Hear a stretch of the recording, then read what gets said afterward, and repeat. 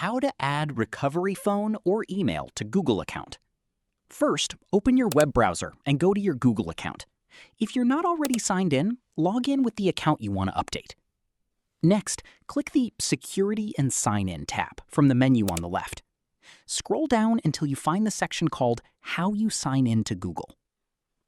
To add a recovery phone number, click Recovery Phone. Enter your phone number, then follow the on-screen instructions to verify it using the code Google sends you.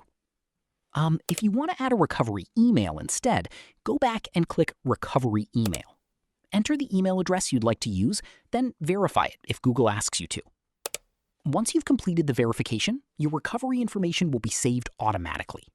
Keeping both a recovery phone number and a recovery email up to date makes it much easier to regain access to your account if you ever lose your password. That's it. You've successfully added recovery information to your Google account.